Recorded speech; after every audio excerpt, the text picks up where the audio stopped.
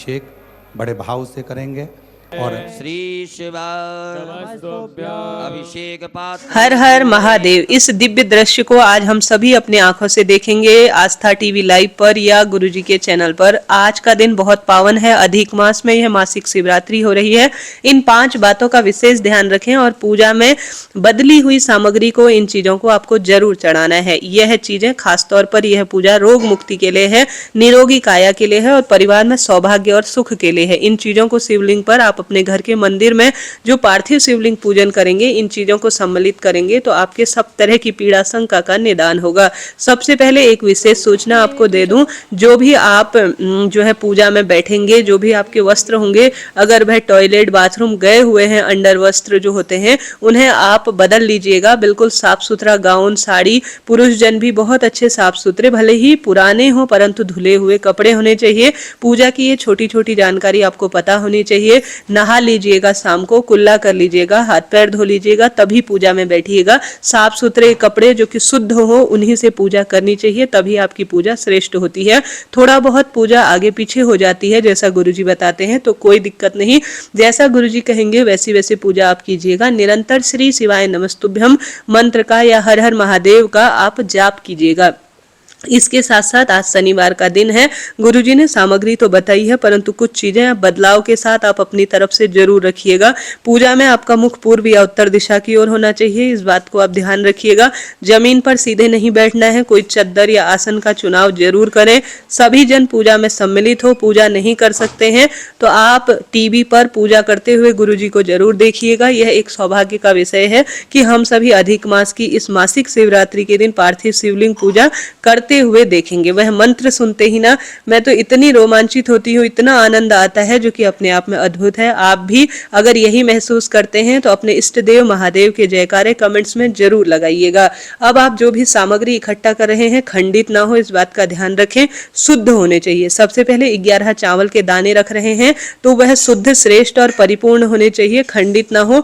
उसके साथ साथ आप थोड़ा 11 चावल के साथ साथ देखिए गुरुजी ने तो आपको बता दिया, पर आपको एक कटोरा भरकर चावल रखना चाहिए। संकल्प लेने के बाद आप जैसे रोली चंदन समर्पित करेंगे तब चढ़ाने के लिए चाहिए, तो आप बीच बीच में बोले नहीं, पूजा में उठे नहीं, इस बात का ध्यान रखें। तो मैं ये वीडियो आपको बहुत जल्दी से बता रही हूँ ताकि आप गलती ना करें। पूजा में बार बार बोलना ठीक नहीं होता। एक कटोरा भरकर चावल रख लीजिए। 11 चावल की आवश्यकता है। शमी का पत्ता आपको जरूर रखना है। शमी का पत्ता इस अधिक मास में बहुत शनि राहु संबंधी, जैसे आज शनिवार है, चढ़ाना बहुत शुभ माना जाता है। शमी के पत्ते आप कितने भी चढ़ा सकते हैं, कोई संख्या निर्धारित नहीं है। शमी के पत्ते नहीं मिल पाए तो उसके स्थान पर पुष्प, दुर्वा या चावल का प्रयोग कर सकते हैं। गुरुजी ने बताया तो नहीं है नारियल चढ़ाना, परंतु आप संतान प्राप्ति के लिए, सुख सौभाग्य के लिए नारियल भी चढ़ा सकते हैं। इसके साथ साथ गुरुजी ने बताया तो नहीं है काले तिल चढ़ाने हैं, परंतु शनिवार है, काले तिल, काली मिर्च, जौ, इनका प्रयोग, काले तिल, काली जो हमारे पास लौंग इलायची होती है, इनको भी पूजा में आप जरूर सम्मिलित करें। देखिए आप पूजा तो कर ही रहे हैं, परिवार सहित बैठ रहे हैं, तो क्यों ना महादेव द्वारा प्रदत्त तेरा तुझको अर्पण क्या लागे मेरा, इस भावना से महादेव को सब चीजें समर्पित की जाए। तो ये सब चीजें आप पूजा में जरूर जरूर से रखिएगा, तभी आपका पूजन और व्रत सफल होगा। इसके साथ साथ आप सभी को बेलपत्र रखने हैं। गुरुजी ने संख्या तो नहीं बताई है, पर आप अपनी इच्छा अनुसार ज्यादा बेलपत्र रखे। कनेर का फूल रखिएगा और एक कटोरा भरकर स्टील के बर्तन में, कांसे या तांबे में नहीं, आप स्टील के बर्तन में गुड़ या शक्कर मिला हुआ जो दूध है उसे जरूर सम्मिलित कीजिएगा। ये पूजा कितने बजे आएगी, कभी कभी थोड़ा सा देर हो जाती है पूजा शुरू होने में।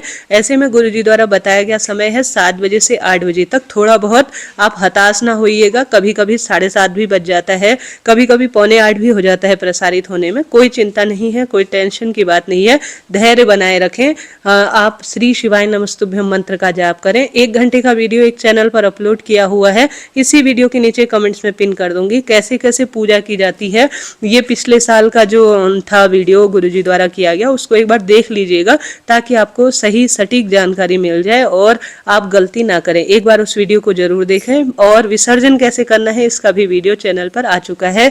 अब इसके साथ साथ जल का लोटा, जैसे कि गुरुजी ने जल का लोटा लोटा तो बताया नहीं है, पर आपको एक बाल्टी भरकर, छोटी बाल्टी जल का लोटा जरूर रखना है, क्योंकि आप पंचामृत से अभिषेक करेंगे शिवलिंग का, पार्थिव शिवलिंग का, तो उसमें आप जल जरूर प्रयोग करेंगे। आचमन का भी बहुत अधिक प्रयोग होता है, तो एक बड़ा सा आप जग या खूब खूब पानी भर कर रख लीजिएगा। देखिए, जानकारी तो सब देते हैं, परंतु अपने ज्ञान, बल, बुद्धि, विद्या आधार पर आप इन चीज़ों को पूजा में सम्मिलित जरूर करेंगे, इस बात का ध्यान रखिएगा।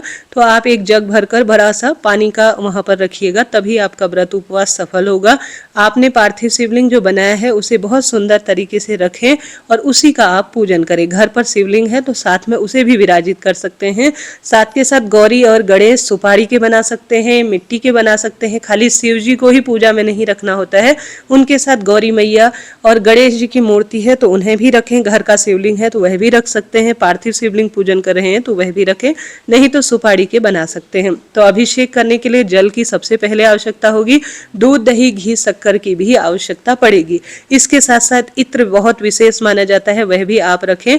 और चंदन, लाल पीला चंदन कोई सा भी रख सकते हैं। 3 गोल सुपारी रखनी होती है, तो 3 गोल सुपारी में सबसे पहले जो सुपारी होती है वो संकल्प के लिए ली जाती है, और जो 2 सुपारियां होती हैं वह गौरी गणेश के निमित्त समर्पित की जाती है। चावल, रोली इनको रखिएगा। मौली जो वस्त्र रूप में कला हुआ होता है वह समर्पित करना होता है।